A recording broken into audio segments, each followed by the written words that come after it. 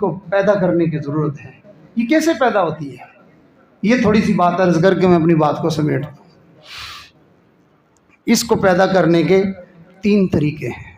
پہلا طریقہ یہ ہے کہ انسان ایسے اللہ والوں کے پاس بیٹھے جن کے دل نبی علیہ السلام کی محبت سے بھرے ہوئے ہیں۔ آپ ایک دکاندار کے پاس جاتے ہیں اور آپ کا کوئی ارادہ نہیں ہوتا وہاں اس کے پاس کوئی ایسی خریداری کرنے کا، بیٹھے حال احوال ہوا، اس نے کہا یار ایک نئی چیز آئی ہوئی ہے میں تجھے دکھاؤں، اس میں یہ فنکشن اور یہ اور وہ پتہ نہیں کیا کچھ اس نے ہمیں سنا دیا۔ وہ 5 منٹ کا اس نے لیکچر ہمیں دیا، ہمارا کوئی ایسا ارادہ نہیں تھا، گنجائش بھی نہیں تھی، لیکن اس کے فائدے سن کے ہم اسی وقت تیار ہو گئے، اچھا یار ایک مجھے بھی دے دو۔ اس کو کہتے ہیں صحبت کا اثر۔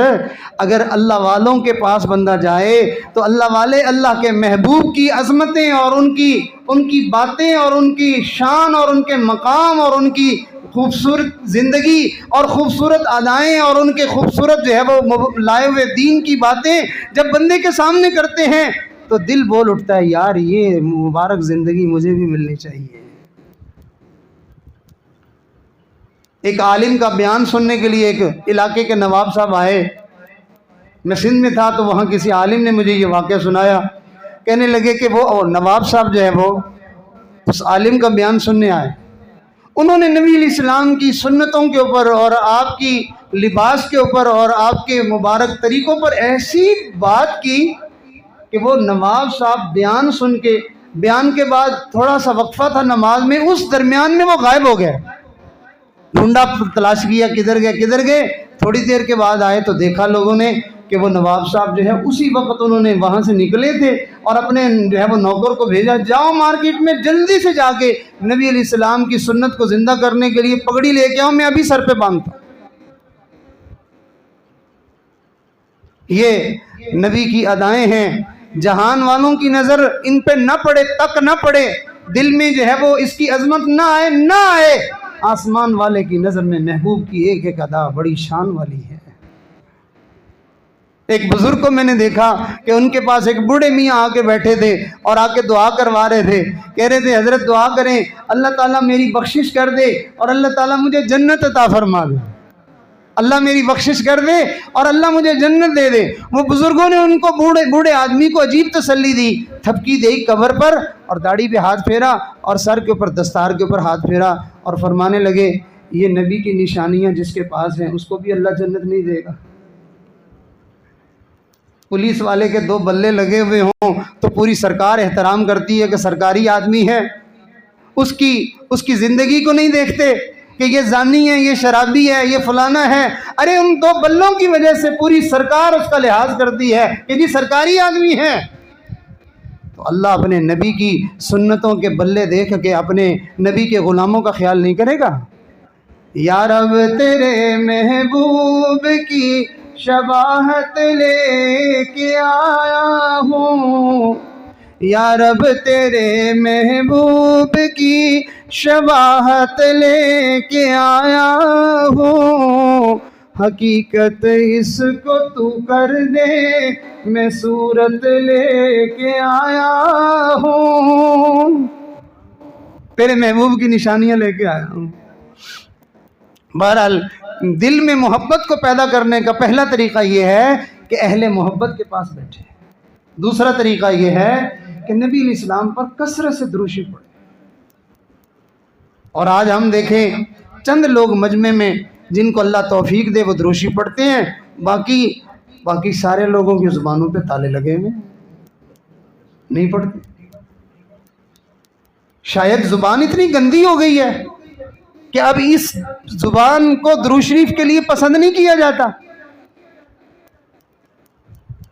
نہیں، ہمیں اپنے آپ کو بدقسمتوں میں شامل نہیں کرنا چاہیے، درود شریف سے اپنی زبان کو تر و تازہ کرنا چاہیے۔ ان اللہ وملائکتہ یصلون علی النبی یا ایھا الذین آمنوا صلو علیہ وسلموا تسلیما۔ جتنے بھی احکام ہیں اللہ نے یہ انداز نہیں اختیار کیا کہ میرے اے لوگوں میں بھی نماز پڑھتا ہوں، میرے فرشتے بھی نماز پڑھتے ہیں، ایمان والو تم بھی پڑھو، میں بھی قرآن پڑھتا ہوں، میرے فرشتے بھی پڑھتے ہیں، ایمان والو تم بھی پڑھو۔ ایسا نہیں کہا میں بھی روزہ رکھتا ہوں، میرے فرشتے بھی رکھتے ہیں، تم بھی روزہ رکھو۔ اللہ نے کہیں ایسا نہیں کہا، ہاں یہ کہا میں بھی اپنے نبی پر درود بھیجتا ہوں، فرشتے بھی بھیجتے ہیں، ایمان والو تم بھی بھیجو۔ واہ واہ واہ۔ ان اللہ وملائکتہ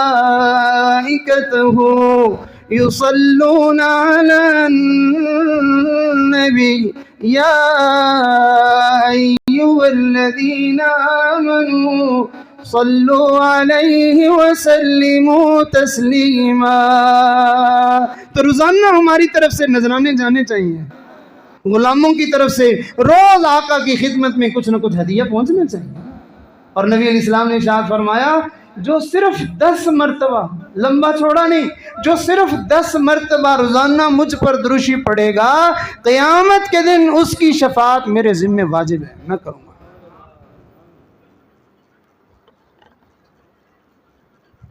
اور تیسرا عمل کہ جس سے آقا کی محبت پیدا ہوتی ہے وہ ایک مثال سے سمجھیے۔ ایک بندہ نبی علیہ السلام کی خدمت میں آیا اور آ کر عرض کرنے لگا یا رسول اللہ صلی اللہ علیہ وسلم میرے دل میں شفقت نہیں ہے، نرمی نہیں ہے، رحم نہیں ہے۔ تو شفقت، نرمی، رحم کی وجہ سے بندہ کرتا کیا ہے؟ غریب لوگوں پر، یتیموں پر رحم کھاتا ہے، ترس کرتا ہے۔